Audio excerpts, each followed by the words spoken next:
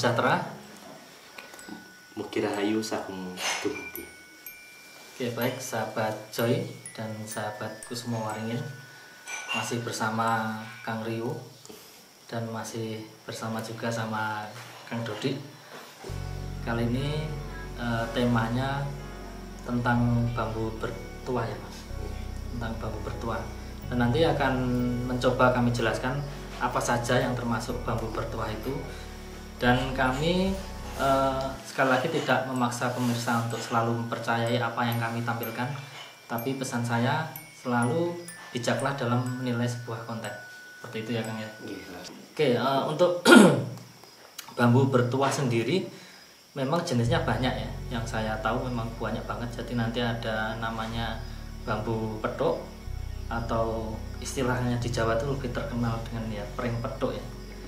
Itu terus ada juga pring pati lele, ada juga nanti pring jalu. Nah, mungkin masih banyak lagi ya. Nanti juga ada yang istilahnya pring yang di situ juga ada kodamnya yang berbentuk tongkat dan semacamnya ya. Itu nanti akan berbeda lagi. Dan nanti akan coba kami sharingkan ya Kang. Sharing bukan bertanya atau bukan ini, sharing aja lah nanti dengan Kang Ringin sama Kang Dodi.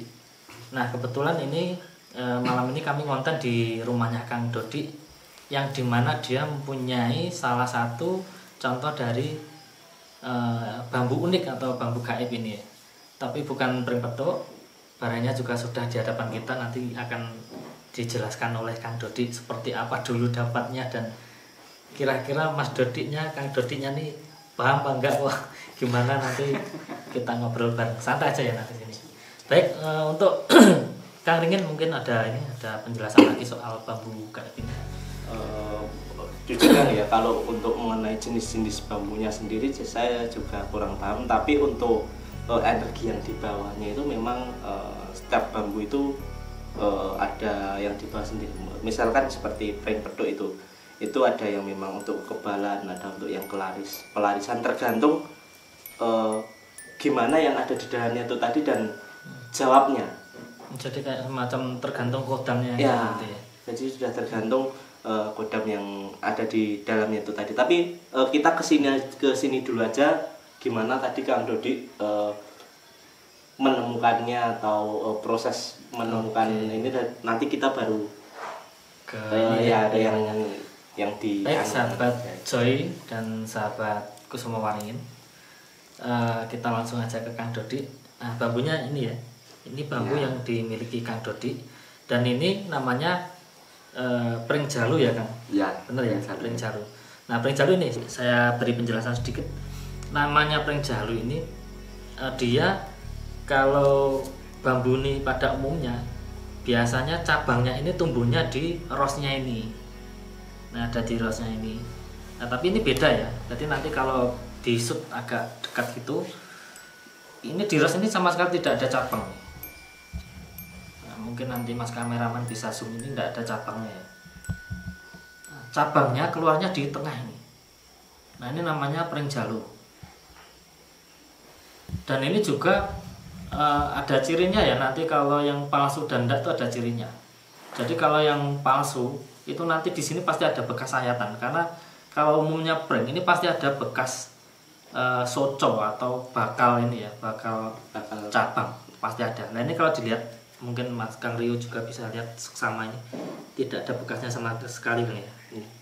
Nah bahkan soconya tidak ada sama sekali, dan ini asli. Nah, cabangnya tumbuhnya di tengah ini. Nah ini juga.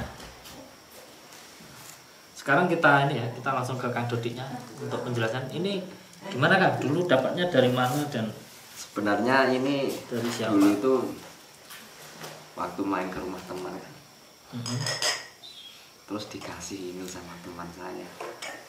Oh, tak pikir-pikir kok ya bagus, unik ini loh. Alami gitu loh. Jadi ya tak bawa pulang ya. Jadi ini dulu tuh yang dapat teman. Iya, dikasih sama teman. Nah teman itu dapatnya dari mana Mas?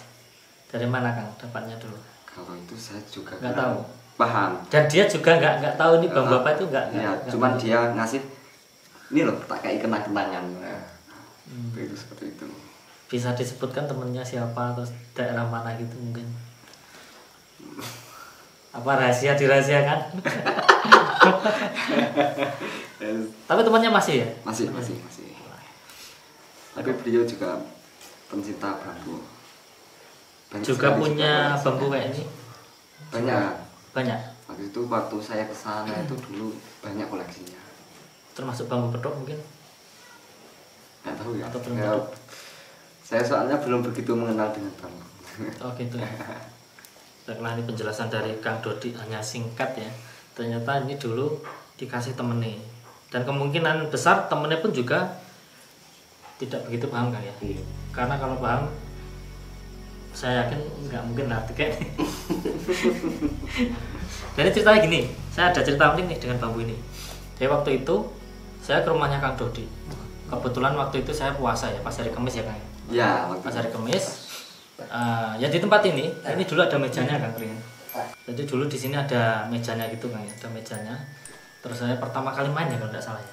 Iya, baru pertama Saya sekali. pertama kali main di sini. Terus kenal pun ya belum begitu lama ya. Belum lama.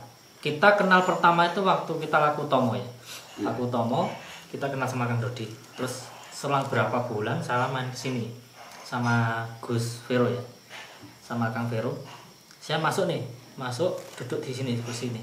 Ini ada mejanya. Baru masuk di situ ada hembusan angin besar dari sini. Bus. Kencang, menurut saya kencang. Dan ada kayak energi adem dingin gitu. Terus saya tanya nih sama Kang Dodi. Tadinya nggak tanya langsung nih. Saya tahu sumbernya dari sini. Terus tanya-tanya soal wayang. Kebetulan di sini ada wayang kecil-kecil. Kok enak sih unik ya ning kono kae. Apa tuh Mas? Wayang ya? Enggak. Tuh bukan itu. Bukan tuh. Lah apa toh? Pokoknya enak sing unik di situ. Ayo, ndang ngaku wae. Ayo cepat ngaku. Saya bilang itu. Nah, ternyata terus dia ambilin ini toh. Nah, jadi tidak bisa dibohongi. Jadi memang dia mengeluarkan energi waktu itu. Jadi kalau yang peka, ketika ini ditaruh Mas, nanti auranya keluar kayak hembusan angin dingin. Kayak hembusan angin dingin. Nah kebetulan kan waktu pertama kali saya kesini langsung disambut itu. Terus akhirnya aku jelasin karena Kang Dodinya ternyata juga tidak paham soal bambu ini. Nah akhirnya saya beritahu, Dik, ini bambu nggak sembarangan. Maksudnya nggak sembarangan gimana? Ini ada energinya. Jadi ini kalau ditaruh di tempat doa atau misalnya kayak kamar yang dibuat sembahyang atau sholat atau meditasi, ini taruh situ. Ini hawanya akan berbeda kan ruangannya. Jadi adem dingin. Karena mengeluarkan energi. Dan menurut saya bagus, menurut saya. Nah ini saya jadi tahu waktu pertama kesini ya gara-gara ini mengeluarkan energi itu. Baru dia jelaskan, oh ini ngasih temen. Kurang lebihnya gitu ya kan ya. Iya. Kalau Kang Ringa sendiri gimana tadi setelah mendeteksi secara tidak langsung gimana? Jadi kalau pengalaman saya untuk yang ini ya tadi sempat bukaan dan saya lihat sebentar sebenarnya memang belum sepuh ya tadi kan saya sudah bilang belum sepuh tapi memang ada ya juga yang begitu baik yang dibawakan tapi kalau gimana barang yang belum sepuh itu berarti kan belum sempurna penyalurannya. Nah jadi betul juga kata Kang Dominik itu tadi lebih bagus kalau kita juga membawanya ke tempat doa ya kan. Jadi di situ kan selain kita mendapatkan manfaat dari ini itu juga akan memberikan manfaat untuk ini juga. Jadi untuk kita itu juga memoles kurang lebihnya seperti itu. Tapi untuk energinya sendiri tadi 2 ya Kang Dominik juga ya 2. Tadi saya sempat bingung karena nggak tahu ada benturan dari mana tadi tambahan kok. Ya, tapi jelas ya sekarang habis turun jelas 2 ya jelas 2. Tapi untuk ya itu tadi kalau saya sendiri cuman bisa mengatakan energinya belum terlalu sepuh dan penyalurannya pun juga belum kalau kuat, ya? Ya belum maksimal lah ya kan ya. Jadi perlu jadi gimana pisau mengasah pisau dengan pisau. Jadi selain menajamkan diri juga, ini juga kalau nanti dipertajam juga itu juga akan bagus untuk kita. Tapi tinggal kita harus niatnya juga harus yang bagus juga. Jangan niatnya ke sini. Jangan.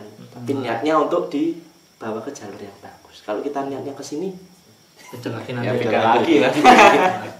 Ya, saya sependapatnya dengan Kang Ri. Jadi memang analoginya gini. Jadi ketika misalnya nih kita punya ini ya, boleh pinjam Mas. Nah, punya tasbih, apalagi yang dari bahan alami. Jadi jangan yang dari manik-manik itu Mas ya, nggak bisa itu. Jadi yang dari kayu atau batu. Itu ketika kita berdoa. Jadi setiap ketukan doa ini semakin lama otomatis ini ada energi yang tinggal di sini, energi doa kita ini. Ini semakin banyak kita doakan, itu sama saja kita memberikan asmaan. Ini akan memiliki energi. Kalau yang paham, misalnya ditaruh gini Mas ya, kalau yang paham, ini sering digunakan dan itu akan paham, akan mengeluarkan energi. Karena kekuatan doa itu akan tersimpan di sini. Jadi setiap benda itu mempunyai memori, dia bisa merekam. Nah, kenapa misalnya gini, kayak tempat-tempat suci, misalnya kayak Mekah itu menjadi energinya besar di bumi karena apa? Setiap hari orang mendoakan. Kita selalu mendoakan dengan ini ya, menunjuk ini. Ribuan orang mendoakan, otomatis energinya akan besar. Nah itu sama yang dimaksud dengan Kang Ri. Ini langkah baiknya setiap hari juga dibuat tempat orang doa. Karena apa? Selain memberikan energi positif, ketika kita mendoakan atau bersembahyang di situ, dia akan tertimpa dengan energi kita nih yang bagus ini ya. Dan nanti jadi kuat. Karena seringnya kita berdoa ini akan mememori di sini dan ini akan lebih kuat lagi energinya. Sama dengan ini. Kalau sering dibikin untuk doa, otomatis ada energinya. Dan energi pasti energi positif. Karena tiap hari kita menggunakan ini untuk kebaikan juga. Kurang lebihnya seperti itu kayak. Kurang lebihnya seperti itu. Ini saya jelaskan lagi dari yang ini biar lebih bisa dinalar intinya gitu ya. Nah maka saran saya untuk Kang Dodi ya nanti daripada nih ditaruh di situ, alangkah baiknya ya pas sembahyang itu ditaruh di ruangannya. Ini bukan untuk apa-apa ya, jadi untuk anggap aja ini barang unik atau koleksi unik gitu aja lah. Nggak ada apa-apanya gitu aja. Ya memang gini kayak ada beberapa bambu itu yang di dalamnya juga dihuni makhluk tertentu semacam jin ya kayak semacam jin. Jadi memang ada beberapa kalangan spiritual itu yang memanfaatkan bambu-bambu bertua itu untuk kepentingan lain. Misalnya ini contoh kayak bambu petuk. Ya memang itu cara dapatnya aja nggak sembarangan kan. Karena banyak di luar sana itu bambu petuk ini malah dijadikan bisnis. Jadi banyak yang memalsukan. Jadi ada yang ini. Kalau bambu petuk kan gini kan. Ada yang gini, ada yang gini. Di bawahnya gini. Yang penting soconya ini atau cabangnya ini berhadapan gini. Nah cuman ini cabangnya tuh banyak yang direkayasa, dan memang kalau menurut saya bambu yang tidak wajar atau unik ini cara mendapatkannya juga tidak gampang. Jadi istilahnya nanti kayak gini ya kayak misalnya di situ ada gitu ya, tidak bisa kita lihat dengan kasat mata. Kita harus mewujudkan dulu. Jadi nanti ada doa-doanya juga secara keyakinan kita masing-masing lalu diwujudkan baru kita bisa potong itu. Jadi nggak asal bisa dilihat dengan kasat mata langsung. Itu rata-rata nanti bohong ya. Rata-rata nanti itu tipuan. Saya pernah melihat di beberapa konten bambu petuk itu ternyata ya itu dipotong gitu bisa, tapi ternyata ya palsu. Ini ada soknya. Meskipun hidup tapi emang dibikin. Nah, itu banyak sekali kejadian seperti itu. Dan rata-rata soconya ini atau cabangnya udah mati. Bukan yang seger. Kalau yang seger kan cuma bertahan paling berapa jam. Kalau lebih dari 24 jam udah layu dalamnya. Nah, makanya rata-rata kalau yang hidup itu ini mati ternyata ya tipu-tipu itu. Nah, dan memang diyakini kalau bambu gaib itu di dalamnya memang juga rata-rata dihuni makhluk gaib juga. Nah, terus untuk masalah ini bagus nggak disimpan atau dibawa itu tergantung kita ya, niat kita. Kembali lagi lah. Kembali ke diri kita. Seperti peso itu kalau kita menggunakan untuk kebaikan ya bisa, dibuat untuk menyakiti orang ya bisa. Tergantung kita. Jadi bawa kemana ya? Iya benar. Jadi apapun itu tergantung niatan kita. Kalau niat kita sudah jelek ya ini bisa menjadi jelek ini, bisa buat Bisa menyakiti banget. orang. Nah, bisa menyakiti orang. Nah, kurang lebihnya seperti itu. Nah, nanti juga ada namanya pring pate lele. Kalau pate lele modelnya gini kayak. Ini ruas, terus di sini ada cabang, terus di sini juga ada cabang. Jadi dua ini cabangnya. Iya. Nah, ini biasanya yang saya tahu untuk kerejekian pate lele itu. Atau bisa juga untuk ini ya, untuk menemukan suatu permasalahan biar ketemu. Nah, hampir mirip dengan pring petuk, cuman agak beda ya. Ya kalau pring petuk itu biasanya rata-rata ke pengasian, terus ke kekebalan. Kekebalan, pengasihan, Iya. kerejikan juga. Iya, tapi kalau kekerjikannya banyak kan ke pate lele itu tadi kan ya. Yang jelas kalau kekebalan sama pengasian itu tadi. Pengasian. Yang banyak untuk si pring petuk karena ada juga dalam beberapa kasus itu penemuannya mereka itu wangsit, dapat wangsit dari mimpi. Nah, jadi 2 atau 3 hari sebelumnya dapatkan mimpi apa seperti entah itu mimpinya apa, dan kemudian jika disangkut pautkan ada hubungannya dengan si bambu itu Bambu tadi itu. ya. Jadi seperti itu banyak sekali jalan. Jadi nggak hanya langsung wah nemu. Nah, nggak semudah itu. Dan apa ya, satu pengetahuan juga ketika saya dapat informasi itu gini kan, jadi pring petuknya itu ada yang tembus, maksudnya tembus gini, jadi ini dilubangi, tapi yang lubangi ini alami dari kumbang, jadi nanti tembus. Iya. Nah, ini ada keunikan lagi nih, tapi saya juga belum pernah buktikan itu. Pernah dengar nggak? Pernah dengar ya? Heeh. Nah, jadi gini Kang, nanti namanya tembus kumbang. Nah, itu kalau ada lubangnya, jadi ini misalnya pring petuk gini ya. Iya. Nah, ini tembus gini, dilubangi gini sama kumbang, tembus sampai sini. Nah, ini bisa untuk teropong gaib katanya. Nah, saya juga belum pernah lihat barangnya, juga belum pernah mempraktekkan. Tapi diyakini seperti itu. Karena gini aja kakek, untuk mencari pring petuk sendiri aja Sudah susahnya. susah. Apalagi yang ditembus tembus kumbang kumbang ini. itu tadi kan ya. Bisa jadi. Tapi sekali lagi ya, ini pesan dari kami bertiga untuk sahabat Joy dan sahabat Kusumo Waringin, sahabat Goim. Alangkah baiknya ketika kita memiliki benda-benda seperti ini, pergunakanlah dengan baik dan anggap aja ini sebagai koleksi atau benda unik. Jangan sekali untuk memanfaatkan hal lain kan ya, atau meyakini ini wah ini sakti atau bisa ini, jangan.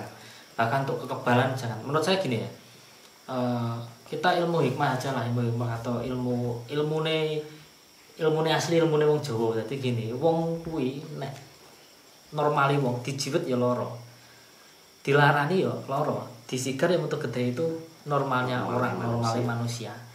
Tapi kalau sudah dibacok ora mempan, dijiwet gak loro, itu sudah bukan manusia lagi. Jadi menurut saya Ada sesuatu di dalam diri kita Iya. kan ya. ada suatu, dan lebih baik menurut saya ya ini ilmu hikmah, ilmu karomah atau ilmu karisma ya. Jadi orang tuh simpati ke kita bukan karena kita kebal, orang nggak menyakiti kita, tapi orang nggak menyakiti kita karena simpati dengan kita bawaannya adem, tidak jadi marah. Nah, seperti itu kan ya. Lebih baik yang seperti itu kan, karena jangan sampai kita itu buat orang itu takut kepada kita itu untuk apa ya kan. Iya. Jadi kita itu saling menghargai satu dan sama lain. Jadi buatlah itu tadi, orang adem melihat kita itu Iya. tadi loh kan. Itu bagus itu. Oke sahabat Joy dan sahabat Kusumo Waringin, saya rasa untuk penjelasan soal bambu bertuah ini cukup sampai sekian kan ya. Tidak perlu panjang lebar juga karena memang semua tuh ada misterinya dan butuh ini ya, butuh praktek lah, tidak bisa hanya cerita. Nanti lebih baik tuh kalau mengalami sendiri. Jadi akan banyak cerita di situ ya. Mungkin garis besarnya seperti itu ya Kang. Dan saya juga berterima kasih nih sama Kak Dom sama Bang Ringin sudah memberikan penjelasan tentang bambu unik yang saya punya ini. Jadi sekarang saya mengerti, oh iya ternyata kembali lagi mau dibawa kemana itu tadi. Iya, intinya di situ. Baik sahabat Joy dan sahabat semua Waringin, mungkin cukup sekian kayak. Oke, kita akhiri. Assalamualaikum warahmatullahi wabarakatuh. Salam sejahtera. Salam Rahayu, Sakuntum, Rahayu, Rahayu, Rahayu.